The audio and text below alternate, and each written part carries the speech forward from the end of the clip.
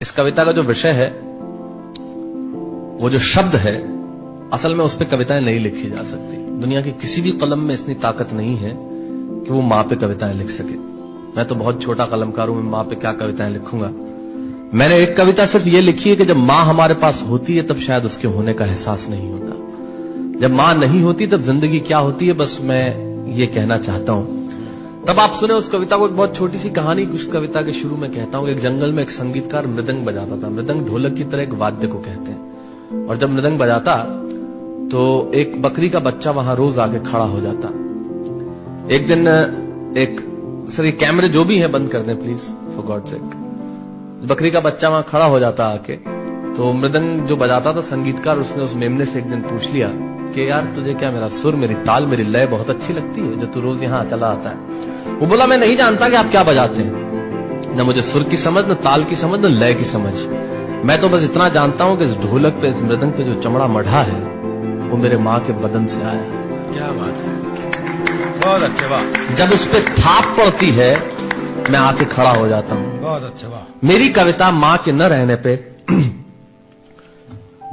भीतर से पड़ी हुई थाप की कविता है, तब सुनाना चाहता हूं। इस कविता में अगर आपके आंसू बाहर की दुनिया की यात्रा करना चाहे तो रोकिएगा मत। अगर आपको ठीक लगे, जैसा कहता हूं जब मां नहीं होती तब जिंदगी क्या होती है। एक मुनव्वर राणा साहब का शेर उधार लेता हूं कि किसी के हिस्से में मकान आया, किसी के हिस्से में दुकान आई, मैं सबसे छोटा था, मेरे हिस्से में मां आई। क्या बात है, वाह वाह, बहुत अच्छा। तब कहता हूं कि कल जब उठकर काम पर जा रहा था तो अचानक लगा कि कोई रोक लेगा मुझे।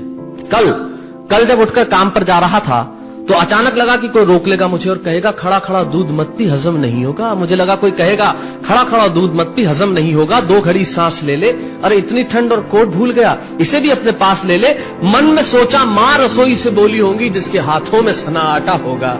अगली पंक्ति के खालीपन से जुड़े और जुड़े तो मुझे बताएं। मन में सोचा मां रसोई से बोली होंगी जिसके हाथों में सना आटा होगा, और पलट के देखा तो क्या मालूम था कि वहां सिर्फ सन्नाटा होगा। पलट के देखा तो क्या मालूम था कि वहां सिर्फ सन्नाटा होगा।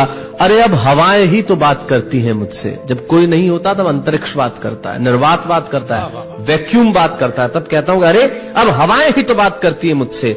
लगता है जब जाऊंगा किसी खास काम से तो कोई कहेगा दही शक्कर खा ले बेटा, अच्छा शगुन होता है। कोई कहेगा गुड़ खा ले बेटा, अच्छा शगुन होता है। पर मन इसी बात के लिए तो रोता है कि सब कुछ है मां, सब कुछ, जिस आजादी के लिए तुझसे मैं सारी उम्र लड़ता रहा। आपने अपने बचपन में देखा होगा, माए हमें टोकती है, यहां मत जा, वहां मत जा, ये मत कर, वो मत कर। तब हम आजाद होना चाहते हैं, और आजादी की कीमत कितनी बड़ी देनी पड़ती है। अगर कम शब्दों में मैंने ठीक बात कह दी हो तो इसका एहसास मुझे जरूर कराइएगा कि सब कुछ है मां, सब कुछ, जिस आजादी के लिए तुझसे मैं सारी उम्र लड़ता रहा वो सारी आजादी मेरे पास है। फिर भी न जाने क्यों दिल की हर धड़कन उदास है। कहता था ना तुझसे मैं वही करूंगा जो मेरे जी में आएगा, और आज मैं वही सब कुछ करता हूं जो मेरे जी में आता है। बात ये नहीं है कि मैं जो चाहूं कर लूं, मुझे कोई रोकने वाला नहीं है। बात है तो इतनी सी कि सुबह देर से उठूं ना तो कोई टोकने वाला नहीं। बहुत अच्छे, वाह वाह, बहुत अच्छे, वाह वाह वाह वाह। बात है तो इतनी सी कि सुबह देर से उठूं ना तो कोई टोकने वाला नहीं है। रात को देर से लौटूं तो कौन नाराज होगा भला, कौन कहेगा बार बार कि अब कहां चला। आप ही की जिंदगी के कुछ दृश्य चुराता हूं और आप ही को सौंपता हूं। रात को देर से लौटूं तो कौन नाराज होगा भला, कौन कहेगा बार बार कि अब कहां चला। दोस्तों के साथ घूमने पर उल्हाने कौन देगा, मेरे वो तमाम झूठे बहाने कौन देगा। सच कहा साहब, गम की चोटें जख्मों पे फौलाद से ज्यादा क्या होगी, और मां की दौलत दुनिया में औलाद से ज्यादा क्या होगी। तब कहना चाहता हूं कि रात को देर से लौटूं तो कौन नाराज होगा भला, कौन कहेगा बार बार कि अब कहां चला। दोस्तों के साथ घूमने पर उल्हाने कौन देगा, मेरे वो तमाम झूठे बहाने कौन देगा।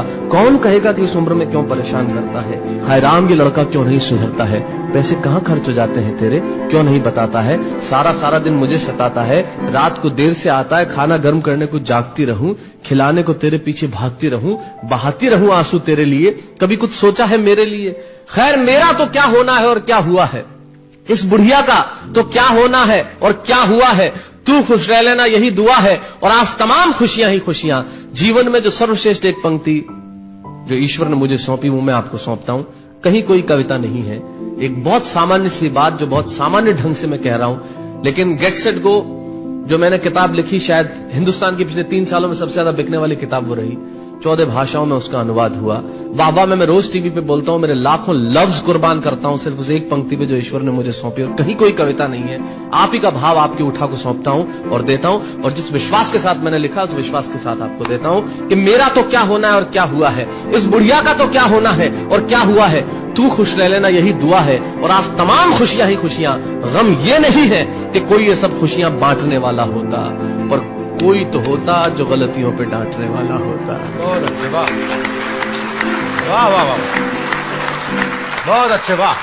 गम ये नहीं है कि कोई ये सब खुशियां बांटने वाला होता, पर कोई तो होता जो गलतियों पे डांटने वाला होता। और अंतिम पंक्तियां देता हूं कि तू होती ना तो हाथ फेरती, कभी सर पर या हल्के से बाम लगाती, आवाजें दे देकर सुबह उठाती, दिवाली पे टीका लगाकर रुपए देती और कहती बड़ों के पांव छूना आशीर्वाद मिलेगा, कपड़े मत फाड़ना अगला कपड़ा अगली दिवाली को सिलेगा। बहन को सताता तो तू चांटे मारती, बीमार पड़ता तो रो रो के नजरें उतारती, परीक्षा से आते ही खाना खिलाती, पिता की डांट का डर दिखाती, फिर पिता की डांट से तू ही बचाती, इसे नौकरी मिल जाए ये तरक्की करे दुआओं में हाथ उठाती, और तरक्की के लिए वतन छोड़ देगा ये सुन के दरवाजे के पीछे चुपके चुपके आंसू बहाती।